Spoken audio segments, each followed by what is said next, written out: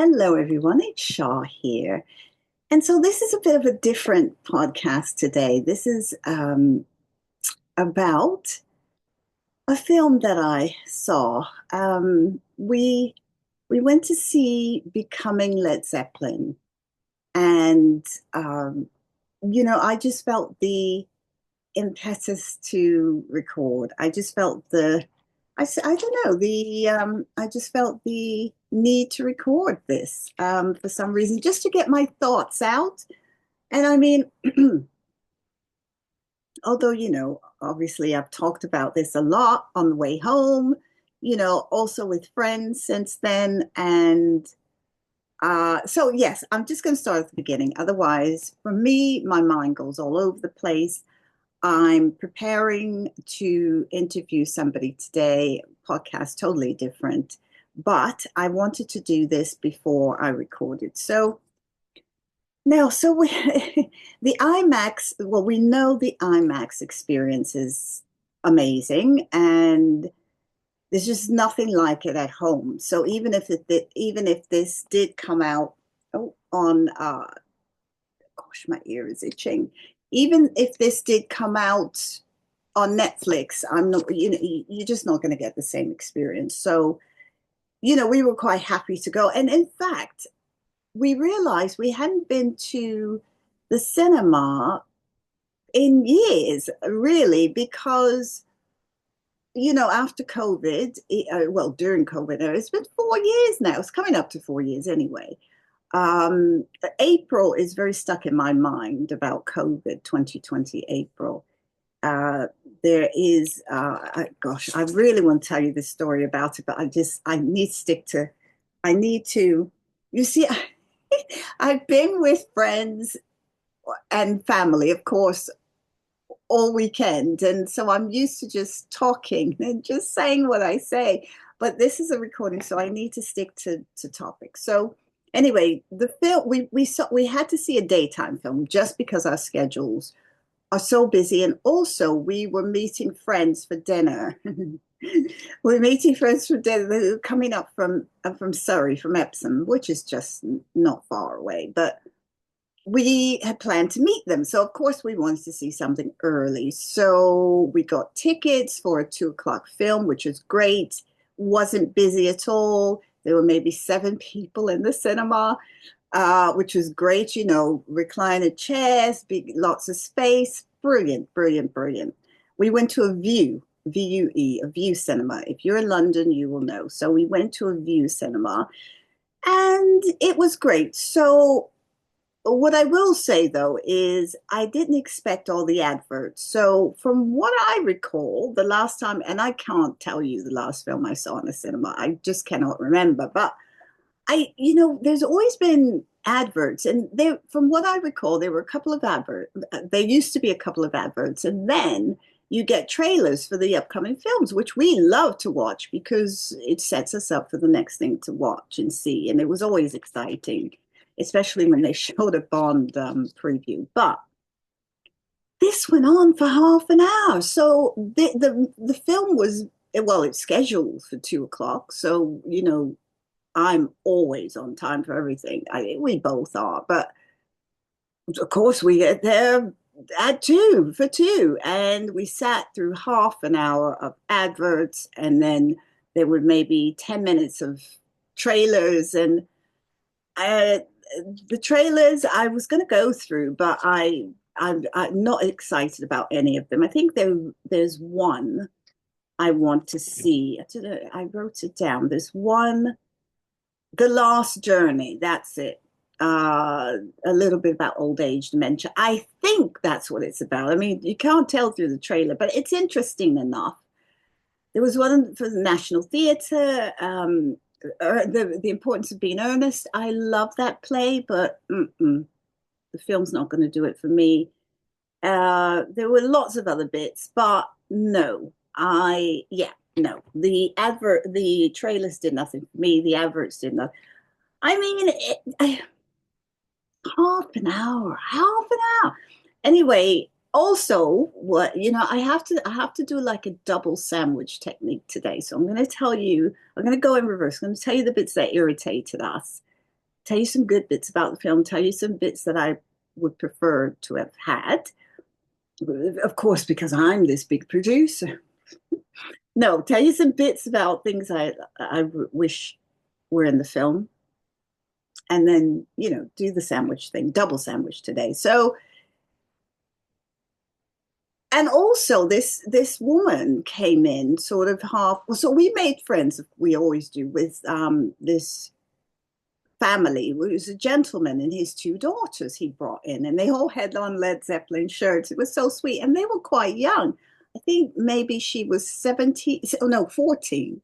And then he was like 10, but they loved Led Zeppelin music. So he brought them along. They were so adorable. And so we chatted to them for a while. And we were like, oh, can you believe it? We're the only ones here, fantastic, and all that. And then, you see, never get comfortable. This woman walked in. Oh, gosh, okay, I'm going to temper my words here. Um, let's just say she brought two children with her. They were young. I think probably the eldest must have been 11, perhaps, and then looked like a 7-year old, two girls. Anyway, she bumped up the stairs like she could barely walk, and they went right at the top and sat right in the corner somewhere. And then she was loud. And I was thinking, okay, if the adverts end and she's still talking, forget it. So it happened. The film started, and then she was on the phone with EDF. She was on the phone sorting out her electricity bill, and then and there were so few of us. There was a couple behind us, and that a few rows behind, and then the family was like a row in front or 2 rows in front. And we were in the 5th row, by the way. So the cinema is quite small, and so yeah, and I would say it's not worth getting. We got the 2nd tier tickets, so excellent view. I always get the aisle. But it's not worth. Well, I mean, they're not that expensive. So if you want to pay a bit of extra to sit in what they call the big, I can't remember what it's called, executive seats or something, they're just a couple of rows in the middle. I mean, anywhere you sit is going to be a fantastic view. So not really worth it. But anyway, she was making so much noise. The family in front of me, the father turned around and said, come on, be quiet. And then something hit me. I thought, I bet they don't have tickets. I bet they just wandered in.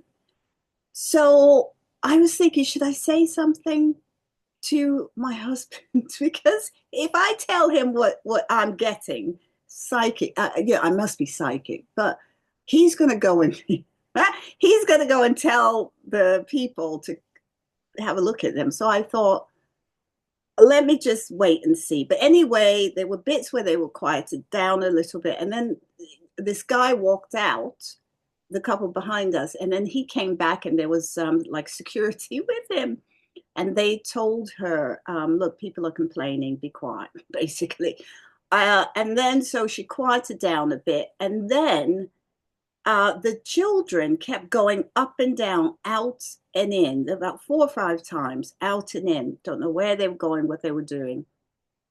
But the second time, like the 11-year, 10-year-old, whatever, walked downstairs, and I thought, that's going to be the last. I just felt it. I thought that's going to be the last time she walks down those stairs. And lo and behold, when she came back, there was a guard with her, and they put them out because I could hear them say, where are your tickets? Where are your tickets? And they didn't have tickets. And we all started clapping like, yay. And I was thinking, I could have nipped that in the bud a bit sooner. But anyway, eventful. We were just looking at each other going, that was eventful. But so anyway, the film was great. So of course, the music is stellar, and easily you could tell the difference between the sound immediately after dialogue. When there was concert footage, the music was bumped up like 1,000%. I couldn't keep still. I was rocking and moving all over the place. It was amazing. So the things that I like, because I just wrote down a couple of notes, things I can remember. And oh gosh, I can't. Can I read these? Oh yes, okay. So they, I can barely read my notes. War. Well, yeah, they started off with a bit of war pictures, and I guess it was just to get. Or it was political, lots of political stuff. I guess it was to give us an idea of the times. The 40s, the 50s, post-war, two world wars. England must have been. Oh, I just get such a shiver down my spine when I think about England and war. I just think it just must have been horrific. And I have heard stories from people who were here, um, and who lived through it. Very few of them are left, but there are a lot. Oh gosh, very few are left, but there are a lot. There were Anyway, I've spoken to a lot of people who were there, and they told me about rationing and how it was, and also racially as well. They're just, this was before the influx of or the immigration. I grew up in a completely different world, totally different world, but I still feel for that time. It must have been really difficult. And anyway, so it was hard to watch that part, but putting it into context of the film, I suppose, post-war, especially when the members of the group talk about their dream. Jimmy said that. Robert said it was his dream to go to America. Um, and Jimmy talked a lot about the electric guitar and his start. So that's what I really liked about the film. I was really, really pleased that they centered upon the producer, the filmmaker centered on the early days of Led Zeppelin, because I was too young to know anything about it. There's an age gap there. So it was good to hear that and see where that's come from. And so I really enjoyed that look back. And I don't know if there'll be a part two. I could imagine there could be, because you really were left off. Oh, and the ending was amazing, but you really left with, I want more. And, I feel guilty. I was saying today that I feel so guilty every time I'm like, more, more. Led Zeppelin fans are insatiable, pretty much. We always want more, more, give me more. Give it to me again. We want too much. I think we just want everything. We want it all. We want it all. And I feel guilty about saying that. I mean, these guys have done what they've done, and we're still going, we want more. I do. But this is the legacy. This is the impression that they've left upon us, and that we just don't get enough. We never get enough. And every time I listen to a Zeppelin album, I'm hearing something different. I'm going, oh, I didn't know that was a, oh, wow, listen to that. And I tell you what, if you're a Bonham fan, and well, I mean, who isn't? But there will be a treat. There's treats in there, lots of treats in there. And yeah, so let me try and stay on track here. I'm all over the place. Oh, I really enjoyed John Paul Jones's. I'm just going to say JPJ for lack of me having to speak so much. So I really liked his package. When I say that, I mean, in TV speak, they did a bit about him. I really like that because it showed his parents. Now, I don't scour the internet for pictures or anything. So he looks so much like his dad. Oh my goodness, so much like his father in my eyes, to me, especially his eyes as well. But also that history he has, and I won't. I'm going to try not to spoil it as well for people. But there's some really interesting bits about his beginning, and I find it very interesting that both he and Jimmy Page are only children. They're an only child in their families. Oh my goodness, I'm losing grasp. of the English language. So they really are. See, this is what Zeppelin does to you. So yeah, so that was very interesting for me. So I like the history part. And his mother was a singer. I'm going to say that his mother, it's probably something you can look up anyway. She's beautiful. Oh, what a beautiful looking woman. Very beautiful. Father is very handsome as well. So you can see where he gets his looks. And so, because he's got those dimples and everything, so cute. I say cute, these are grown men now. I still use the word cute at this old age. I'll say mature age. Okay, I'm going to stop saying old. I'll say mature age because I'm always pulled up on it when I say old. You're not old.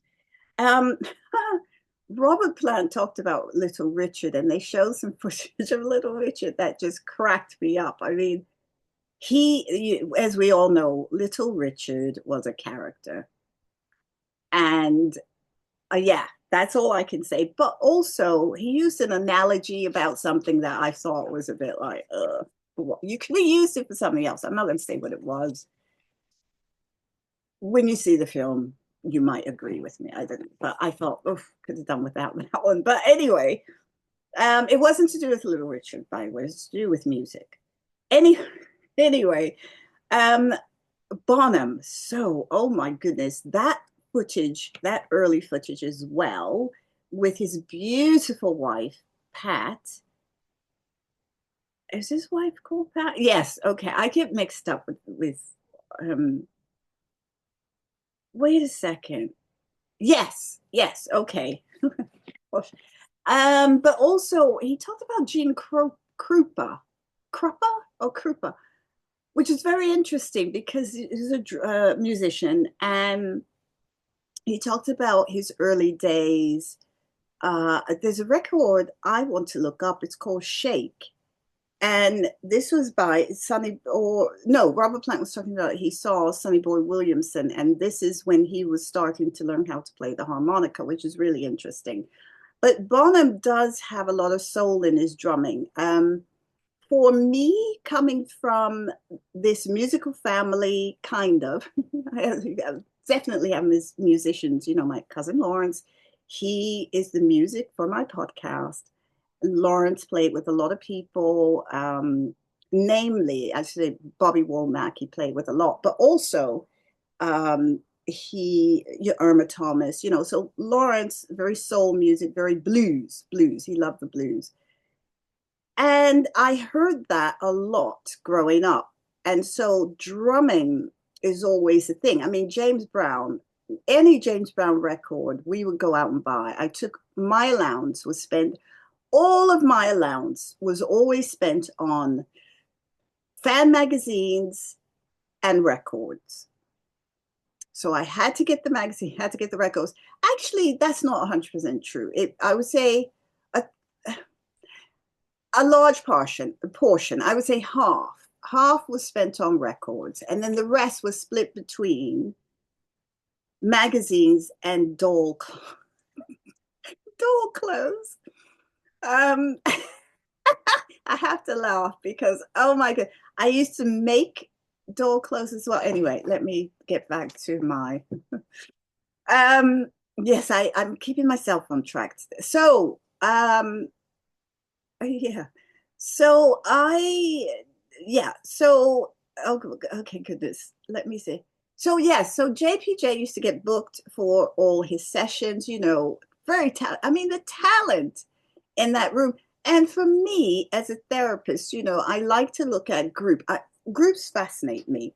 So probably one of my biggest jobs that I did on the NHS was group work, working with groups with very complex needs. And so there's always like three dynamics in the room. There's the group, and then there's the individual, and then there's me or the practitioners, the team. And so there's a whole science behind groups. But anyway, I won't bore you with that unless I already have. And if so, I do apologize. You've probably already gone by now anyway. So, but thank you for tuning in for the time you did. So yeah, so they talk about Abbey Road as well. Glenn Johns, where has he where is there anything he hasn't played on or done? He always dressed so well, trendy. He had on this striped jacket that was just, if you watched the Beatles Get Back, I mean, Glenn Johns, his fashion alone, you're just like floored. But anyway, he pops up looking gorgeous. So he pops up, and so yeah, so yeah, so then Jimmy talks a lot about sort of his work, his session work with Donovan. I've forgotten about Donovan was so interesting. His music was so good, and yeah, there's the Donovan stuff. I'm gonna have to go and listen to some of that because again, this is a bit before my time, so I'm going. But what I didn't know this. I haven't done my homework. I had no idea JPJ played on To Sir with Love. I mean, he was the arranger. He did all the bass arrangement on that. I mean, that's incredible.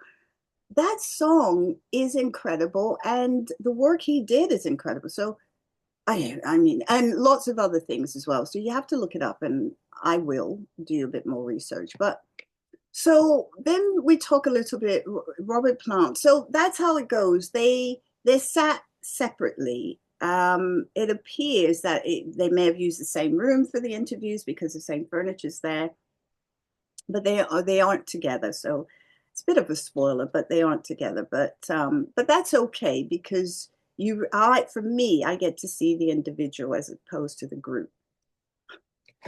Go again. So then I mean, I'm not trying to go into secession. I'm just looking at the notes that I wrote, which I can barely read. But okay, Terry Reid, yeah, Bonham. Um, the next thing I think is about Denmark. Now, for me, the Denmark footage that is all over YouTube that you can get, this was different. And there was one clip that I don't believe is on YouTube. If it is, I haven't seen it, but this is my first time seeing it.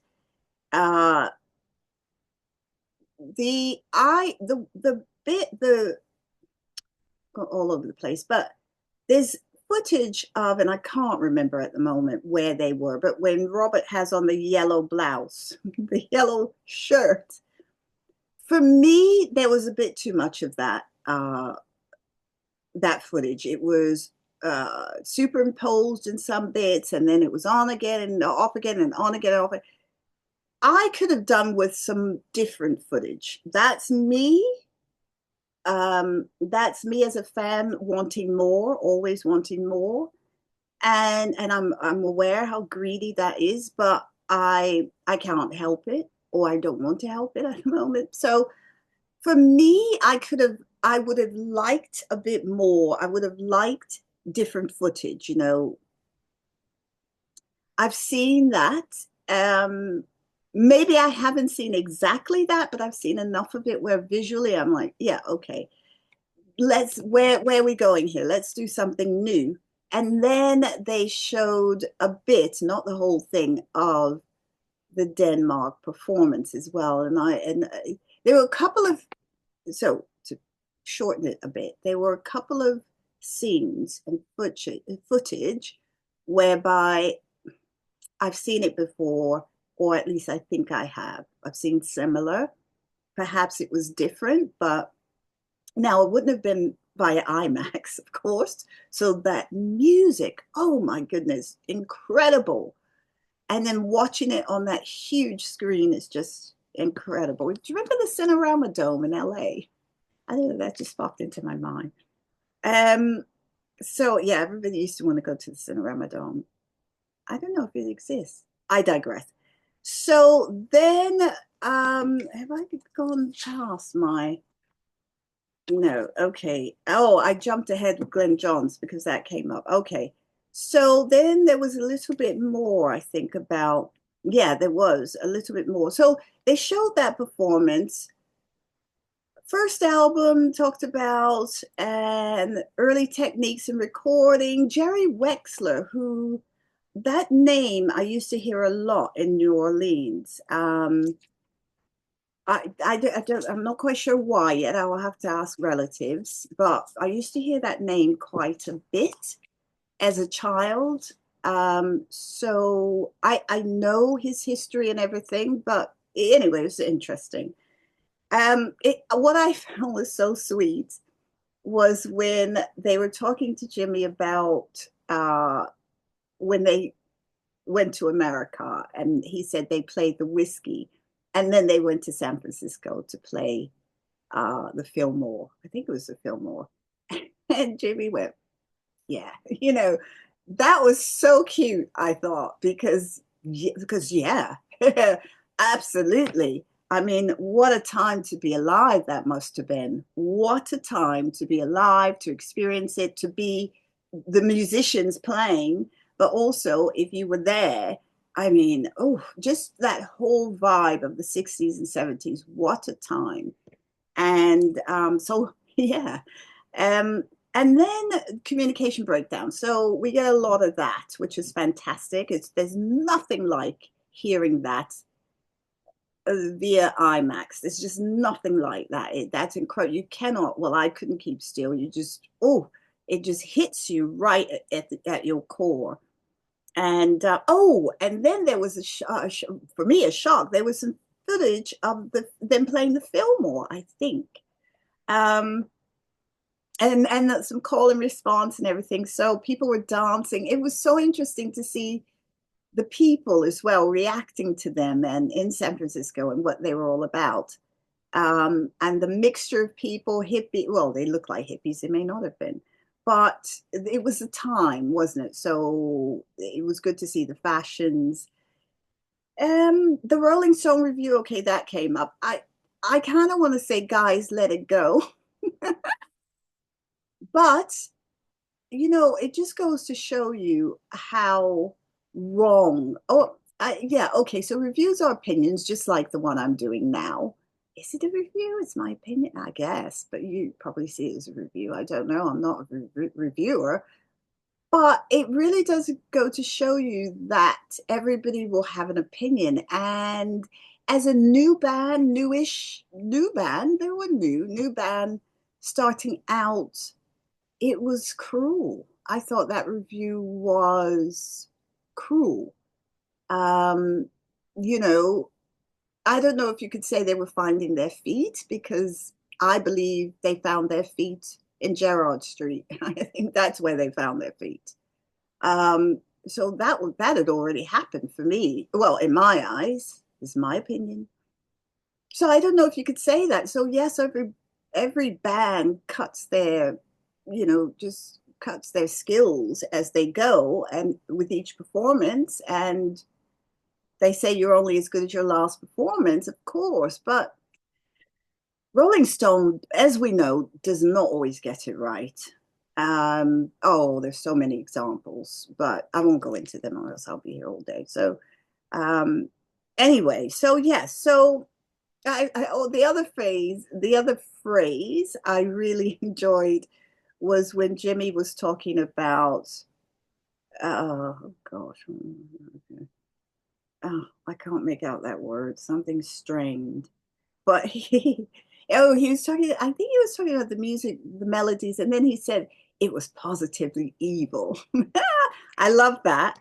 The intensity of the music was building.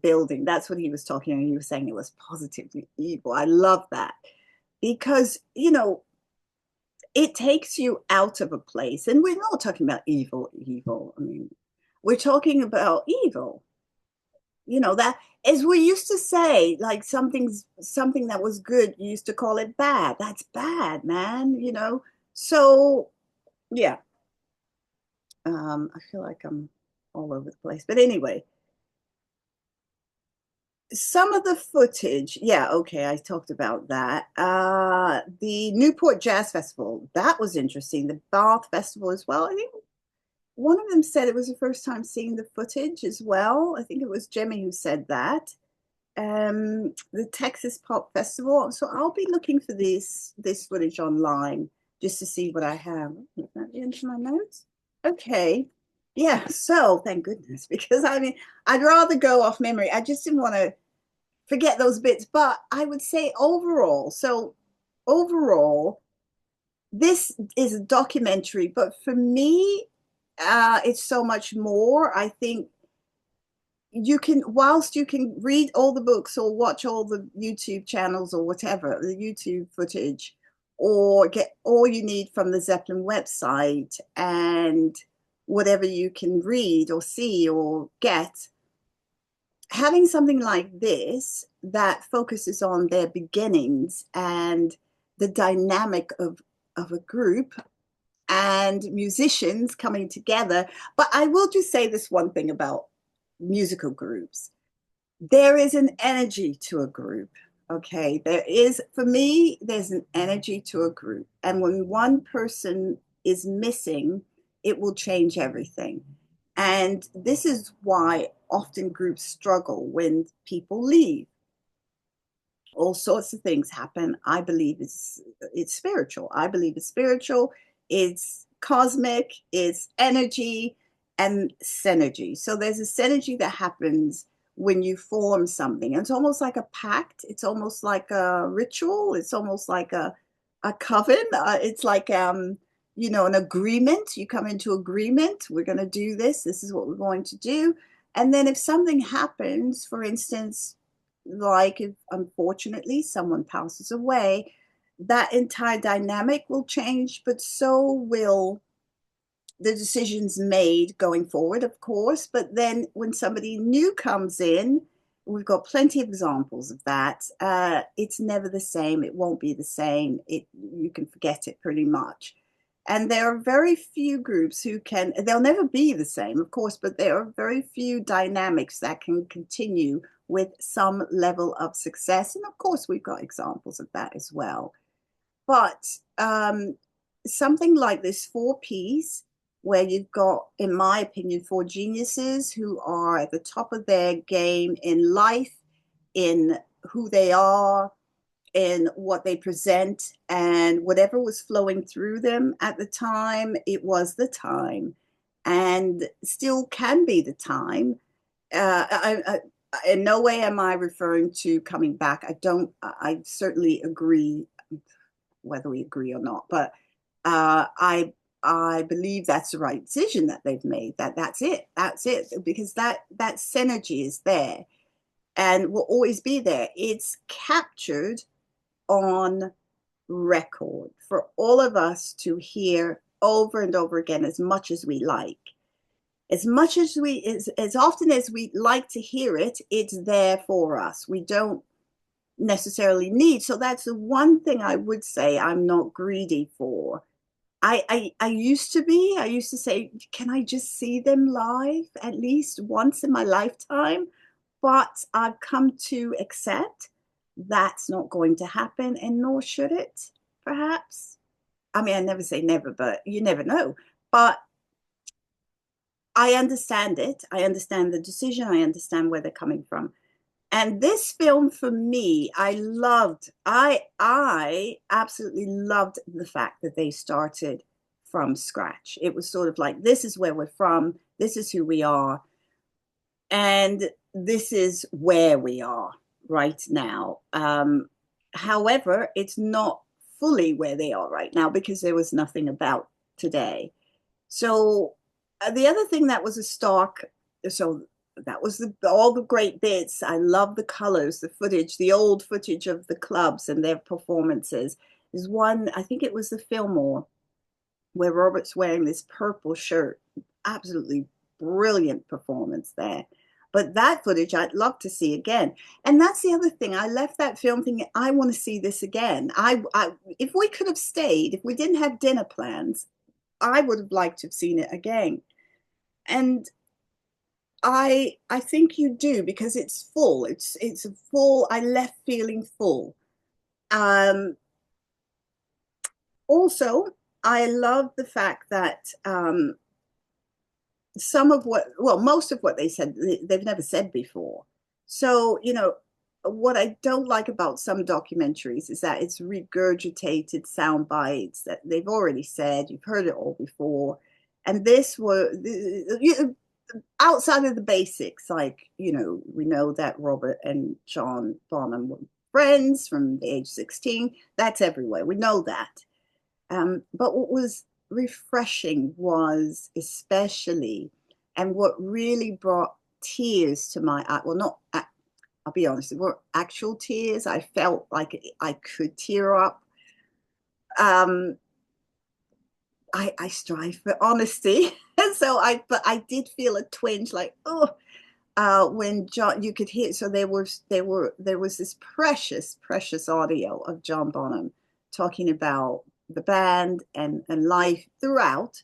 But there was one bit where he talked about each member. Oh gosh, I got that twinge again. He talked about each member and his thoughts about them. And I'm not going to say what he said. I remember everything he said about each one, which was so precious, so heartfelt. You could hear it in his voice. Ooh, I really do feel that emotion.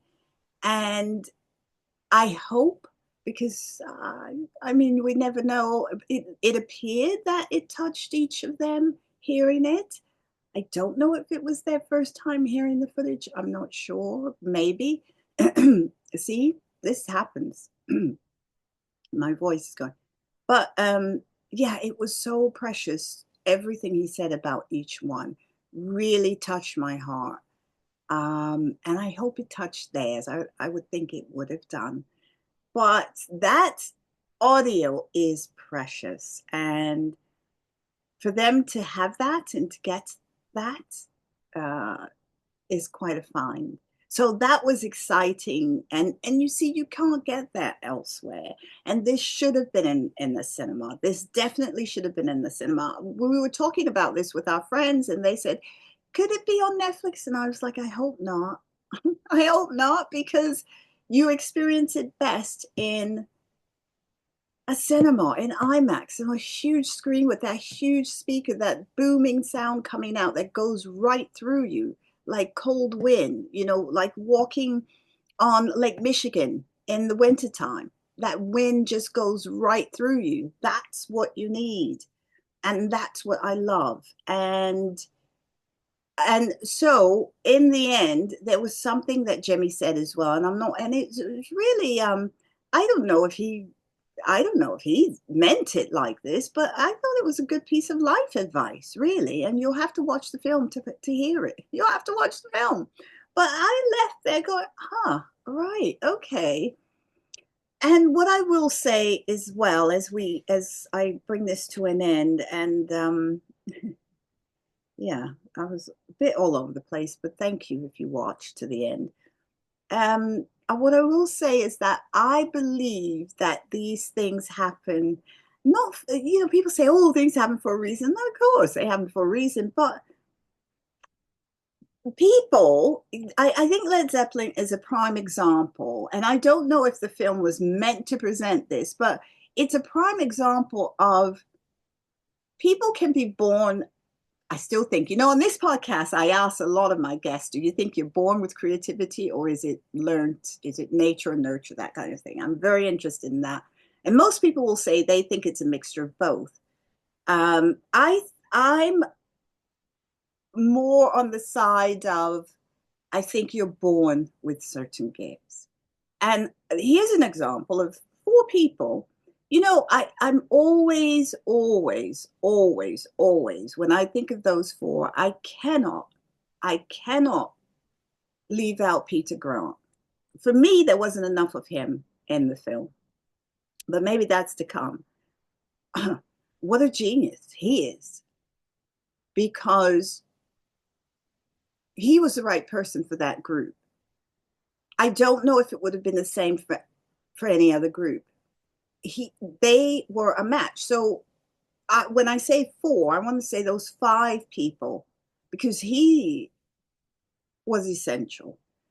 And I know that, like Jimmy changed engineers a lot for a reason, but you couldn't change Peter Grant. And okay, yes, okay, we know what happened towards the end. It was all very tragic and everything, but oh my goodness, the vision that that man had.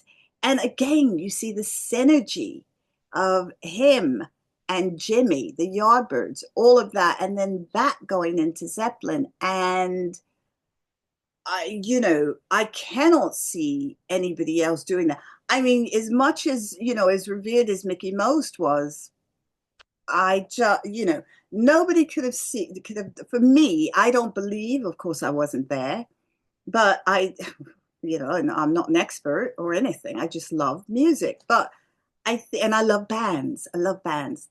And I've seen so many of them in concert. I love bands. So I think that was the issue. I think that's the issue where the four of them got together and then you had this force of nature that is because his energy is just, it's not, even though he's not here physically, his energy very much is.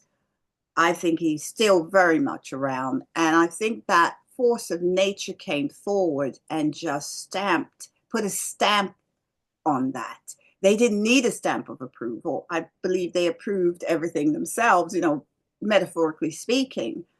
But when you've got that type of figure that brings you forward, takes you to the next level, which Peter Grant did. He had the skills, the intelligence, he had the wherewithal, he had the street knowledge, he had the guts. Because being a manager takes a lot of guts. Being a pop man, I've been around them. I'm going to go into a story about Stevie Wonder, but I won't. Okay, no, don't do it. Okay, I'm not going to do it because this video is long enough. When you have somebody like that, there's nowhere else to go but to the top and forward. But of course, as is life, everything that goes up. And I'll leave it there. Thank you so much for joining me today. And I don't mean the ban. I want to leave it there, but this is funny. My family was saying to me, every time you say I'll leave it there or that's it never is. I'm like, yes, it is. They're like, no, it's not. And I think they've just proven themselves right. But I do mean that, the band's not down or anything, but everything that goes up, da da da da. And I feel so blessed to have seen this film. Thank you to Led Zeppelin for everything you've given us. I know we're greedy. We always want more, more, more, but this was satisfying for me. I think I'm full up for now. I think I'm okay. I will probably start to have an appetite soon, after I listen to everything again, after I listen to it all again, after I do a Zeppathon, quoting Jack Black. I am so lucky to have heard that music and to be a part of the community that is Led Zeppelin. I mean, I say that, but I say that metaphorically because I'm not on a fan side. I can't bear any of that stuff. This is from me and my friends who love Led Zeppelin. Chris from high school, bless you. Yeah, anyway, I won't go. She was the two of us. I think we may have been, Catholic school girls.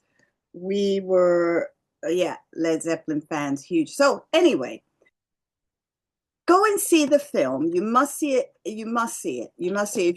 If you love Zeppelin, and if you're young and just getting into Led Zeppelin, and some of these reaction channels, they pop up, and I see that younger people are watching, which is fantastic. And of course, they're floored because there's nothing like this, and nor will there ever be. So get used to it. You might as well just enjoy it because you will never, ever see anything like them ever again. Okay. Accept it, deal with it. That's just life. You're lucky that there's YouTube and you can see it now because you will never see anything like them again. They are one and that's it. They're not in a category with anybody else. The other bands give them their due, of course. But they are in a category for me all their own. They're not just, Robert Plant is not just a rock singer. Jimmy Page is not just another guitarist. John Bonham is not just another drummer. And John Paul Jones is not just another bass player. My cousin Lawrence was a bass player. He knew of John Paul Jones. Lawrence played soul music, so people look, yeah, and my fan girl is coming out, I guess now, but I'm more of a fan of rock music. I'm more of a fan of music because I love all music. I love all music. If you saw my collection, it's pretty vast. Oh, it's eclectic, I would say. But yes, so that's it. Go and see it. Becoming Led Zeppelin, fantastic film. You'll love it. You'll love it. You'll love it. You'll love it. And of course, let me know what you think. I think. Let me know what you think. I think if you feel like it. But anyway, I do have a podcast, of course. But my focus on my podcast is I like interviewing people who want to help people become better in life and better people in life, and that share their modalities, their specialities, alternative medicines, psychology, philosophy. We talk a lot about philosophy, and of course, metaphysical aspects. I work as a spiritual medium. I'm also a psychologist, so I'm a therapist. So there's a mixture there, but spiritually, that's probably my favorite topic. Um, and mental health, yes, of course, but there's a mixture of interviews there. We are doing well on Spotify and Apple. YouTube is a hard slog for us, I have to say. But we're still going to upload. We're just going to put the videos up because a lot of people who come on will use a lot of their footage in whatever. But anyway, if you want to follow, that would be nice. If you see anything you like, that would be nice. And if you want to listen to some of the episodes before you do so, feel free. But if you want to just listen, yeah, go to Spotify, go to Apple, because Spotify has video now as well. So have a great rest of the day. I'm not going to apologize because I was just me. I was just being myself, really. I know I apologized a bit, but I don't apologize for being me. So I hope you enjoyed that review. I hope it's helped. And I hope it's helped you to make a decision to go and see the film. Take care. Bye.